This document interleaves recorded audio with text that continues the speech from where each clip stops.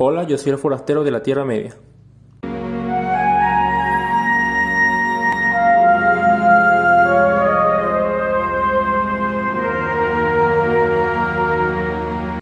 La Tierra Media. Todos, o por lo menos la mayoría, conocemos esta tierra ficticia mediante las trilogías de Peter Jackson, ya sea la trilogía del Señor de los Anillos o la trilogía del Hobbit. Pero nunca se preguntaron cómo se creó este universo, o mejor dicho, quién creó todo este universo dentro de las novelas, cuentos y poemas de Legendarium. Por eso, antes de adentrarnos en este mundo fantástico, en este video les quiero contar quién es Eru o Ilúvatar. Eru, que significa el único, es el personaje más importante del mundo imaginado por J.R.R. Tolkien. Ilúvatar es el otro nombre conocido del personaje.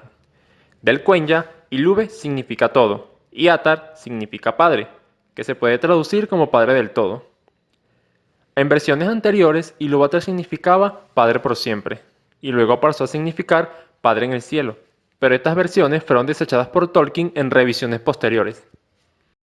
En el principio se dice que Ilúvatar moraba solo en los palacios intemporales, y en el inicio de los tiempos creó a los Ainur, a partir de su pensamiento, que son una raza divina de seres espirituales y sagrados, y estuvieron con él antes de que se hiciera alguna otra cosa.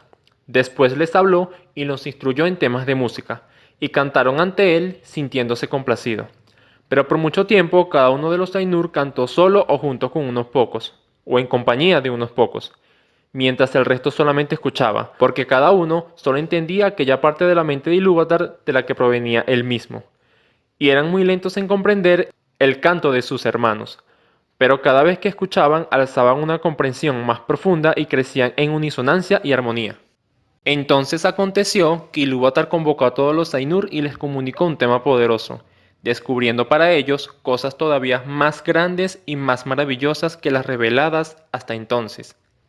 Y la gloria del principio y el resplendor del final asombraron tanto a los Ainur, de modo que se inclinaron ante Ilúvatar y guardaron silencio. Fue en ese momento cuando Ilúvatar les dijo que del tema que les había comunicado, quería ahora que hicieran juntos y en armonía una gran música, mostrando sus poderes en el adorno del tema mismo, cada uno con sus propios pensamientos y recursos, ya que los había inflamado con la llama imperecedera. Mientras tanto, Ilúvatar se sentaría y escucharía, y sería de su agrado que por medio de los Ainur una gran belleza despierte en canción. Entonces todos los Ainur comenzaron a cantar, y sus voces eran como de arpas y laudes, púfinos y trompetas, violas y órganos, y como de coros incontables que cantan con palabras. Empezaron a convertir el tema de Ilúvatar en una gran música, con un sonido que se elevó de innumerables melodías alternadas, introducidas en una armonía que iba más allá del oído, rebosando todos los espacios de la morada de Ilúvatar y también del vacío. Ahora bien, Ilúvatar escuchaba sentado en su trono y durante un largo tiempo le pareció bien, pues no había errores en la música. Pero entre los Ainur había uno llamado Melkor, quien era el más poderoso de ellos, y fue dotado con los dones más grandes de poder y conocimiento, y tenía parte de todos los dones de sus hermanos. Él con frecuencia iba solo al vacío, en busca de la llama imperecedera, porque grande era el deseo que tenía de crear cosas propias, pero nunca encontró la llama porque la llama estaba con Ilúvatar. Pero estando solo y en secreto empezó a tener pensamientos propios, muy distintos de los demás Ainur. Y mientras el tema era entonado, Melkor introdujo parte de esos pensamientos en la música, creando así una discordancia, y a muchos de los Ainur se les confundió el pensamiento, pero algunos de ellos empezaron a sincronizar su música con la de Melkor. Entonces la discordancia de Melkor se extendió aún mucho más, y las melodías chocaban fuertemente, pero Ilúvatar seguía sentado escuchando, hasta que pareció que alrededor del trono había estallado una furiosa tormenta. Fue ahí cuando Ilúvatar se puso de pie, y los Ainur vieron que sonreía, aún con la discordancia de Melkor, y levantó la mano izquierda y un nuevo tema nació en medio de la tormenta, muy parecido al anterior y sin embargo diferente, pero que cobró fuerza y tenía una nueva belleza.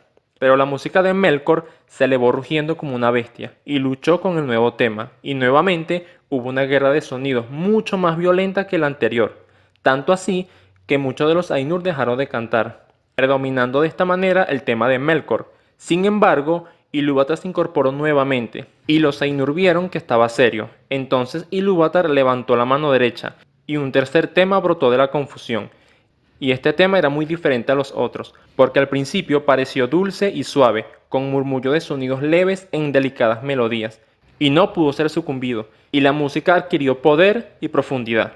Este tema es muy importante ya que ninguno de los Ainur participó, y es algo que se explicará más adelante la importancia de este tema. Ahora bien, habían dos músicas discordantes que se desenvolvían a un tiempo ante el trono de Ilúvatar. Una era profunda, cálida, vasta y hermosa, pero lenta y mezclada con un dolor sin medida que era la fuente principal de su belleza. En cambio, la música de Melkor había tomado forma, ahora como una unidad propia, pero era deprimente, vana e infinitamente repetida y poco armónica, ausente totalmente de la belleza, pues sonaba como un clamor de múltiples trompetas que entonaban unas pocas notas, todas con el mismo sonido.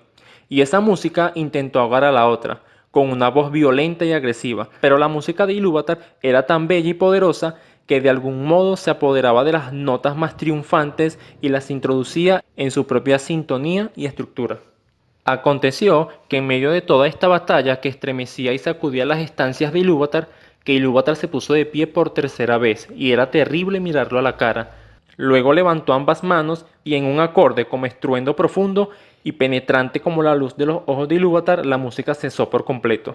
Fue en ese momento cuando Ilúvatar habló, diciendo que todos los Ainur son poderosos, y entre ellos el más poderoso es Melkor, pero que él era Ilúvatar. Y le dijo a Melkor que ningún tema puede tocarse que no venga de él su fuente más profunda y que nadie puede alterar la música a su pesar, ya que aquel que lo intentara probaría que esto era un instrumento de Ilúvatar, para la creación de cosas hermosas y maravillosas que él no ha imaginado. Después de que Ilúvatar les hablara a los Ainur, todos ellos sintieron miedo, y Melkor, lleno de vergüenza por las palabras de Ilúvatar, nació en su interior un odio y un rencor secreto. Pero Ilúvatar se alzó resplandeciente y se alejó de las regiones hermosas que había hecho para los Ainur. Y los Ainur lo siguieron, aunque aún no habían comprendido las palabras que Ilúvatar les había dicho. Pero cuando llegaron al vacío, Ilúvatar les mostró una visión, que era el resultado de la música que ellos habían cantado. Y en dicha visión vieron un nuevo mundo. Era como un globo en el vacío que se sostenía por cuenta propia, aunque no pertenecía al vacío. Y mientras los Ainur miraban y se admiraban, el mundo comenzó a desarrollar su historia. Cuando ellos observaban en silencio, Ilúvatar les volvió a hablar, diciéndoles que en esta visión cada uno encontraría en apariencia las cosas que habían creado o añadido, y que Melkor descubriría los pensamientos secretos que había originado en su propia mente. Dicho esto, todos los Ainur sabían lo que era, lo que es y lo que será. Pero habían cosas que no podían ver, porque a nadie más que a sí mismo Ilúvatar había revelado todo lo que tiene preparado. Y mientras transcurría la visión, el mundo se seguía desarrollando, y aparecían en cada edad o en cada era cosas nuevas, hasta que los Ainur vieron con gran asombro la llegada de los hijos de Ilúvatar, que llegaron con el tercer tema. Y es aquí donde les decía que este tema era muy importante, porque como todos ellos se habían desanimado y dejaron de cantar, el mismo Ilúvatar hizo el tema. ¿Y quiénes son los hijos de Ilúvatar? Pues los primogénitos o los primeros nacidos, que son los elfos, seguido tiempo después por los segundos nacidos, que son los hombres. Y los Ainur contemplaron a los hijos de Ilúvatar, y mientras más los contemplaban, más los amaban, porque eran criaturas muy diferentes, y conocieron aún más la sabiduría de Ilúvatar. Y muchos de los más poderosos entre ellos tuvieron pensamientos y deseos propios sobre la morada de los hijos de Ilúvatar. Y Melkor era el principal de todos ellos. Él fingió que deseaba ir allí para ordenar todo el lugar, para el beneficio de los hijos de Ilúvatar, pero lo que en realidad deseaban era someterla, y también a los elfos y a los hombres. Deseaba tener súbditos y sirvientes, ser llamado señor y gobernar las otras voluntades. Envidiaba los dones que Ilúvatar les había prometido a sus hijos. Los otros Ainur contemplaban esa vista puesta en los vastos espacios del mundo, que los elfos llaman Arda, que es la tierra. Los corazones de todos ellos se alegraron y sintieron gusto en la luz y en la contemplación de tantos colores que había. Observaban los vientos, la materia en la que estaba hecha Arda, los tesoros y todas las sustancias. Pero de todas ellas, el agua fue la que más alabaron, aunque se inquietaron con el rugido del mar. Mientras los Ainur seguían observando, la visión se apagó, y es que en ese momento les pareció que percibían algo distinto, la oscuridad, que no habían conocido antes, excepto en pensamiento.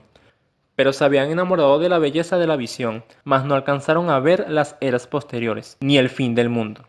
Entonces hubo inquietud entre los Ainur, pero Ilúvatar los llamó nuevamente y les dijo que sabía lo que sus mentes deseaban, y gritó: «Ea, que sean estas cosas», creando de esta manera el mundo, y envió al vacío la llama imperecedera, para que se convirtiera en el corazón del mundo. E Ilúvatar además agregó que aquellos entre los Ainur que lo desearan podrían descender a él.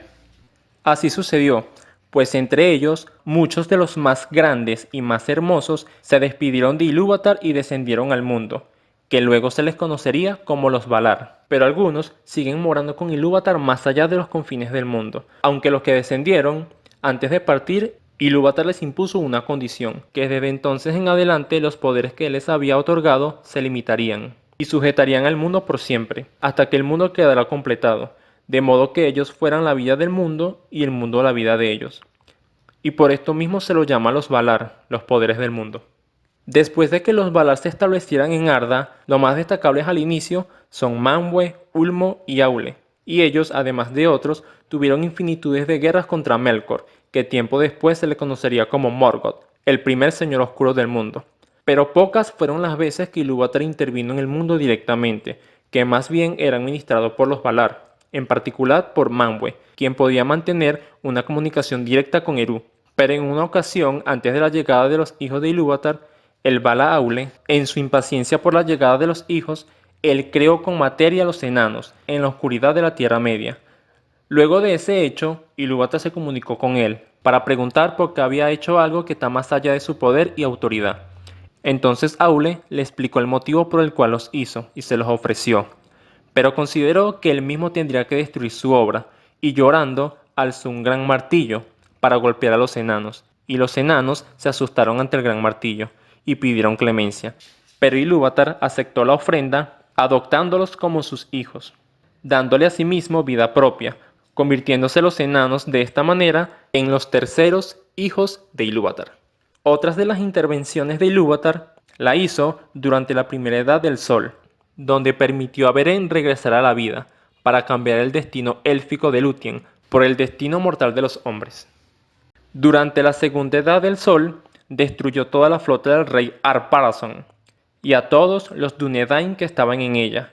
Tiempo seguido, arrancó el reino bendecido fuera de los círculos del mundo, dándole forma redonda a Arda, y además hundió la isla de Númenor con todos sus habitantes, aunque sobrevivieron algunos pocos. Hay una teoría que dice que en la tercera edad del Sol, Ilúvatar se reencarna en el cuerpo de Tom Bombadil, y es por eso que este ser es inmune al poder del anillo. También por ese motivo fue que ayudó a Frodo, Sam, Merry y Pippin con los tumularios. Pero esta teoría fue negada por Tolkien, argumentando que no existe ninguna encarnación de Ilúvatar en la Tierra Media. Casi para finalizar, hay una poderosa profecía donde se habla de la Dagor Dagora, batalla de las batallas o batalla final. Esta gran batalla final comenzaría en la última edad del Sol, donde todos los Valar y todos los pueblos libres de la Tierra Media lucharían contra Melkor y todo su ejército, incluido Sauron, que recuperaría todo su poder fortaleciéndose como lugarteniente de Morgoth. Una vez finalizada la batalla con la muerte de Morgoth, y es ahí cuando Ilúvatar dispondrá que se lleve a cabo una nueva gran música, en la cual no solo participarán los Ainur, sino también los hombres. Este tema resultará en un nuevo mundo, conocido como Arda Redimida, y no habría ninguna discordancia como si la hubo en la anterior a causa de Melkor, terminando así la historia de Arda. Finalmente, Tolkien no consideraba a este personaje como un ser celestial inventado, sino más bien como una representación del mismísimo Dios Todopoderoso cristiano. La mayor parte de este personaje la hace el Ainulindale, la música de los Ainur, primera parte del Silmarillion. Si te gustó el video, no te olvides regalarme un gran like y suscribirte, porque solo los hijos de Ilúvatar pueden hacerlo. Los orcos no pueden, y si tú puedes, felicidades, eres un elfo humano, enano o hobbit. Nos vemos en un próximo video.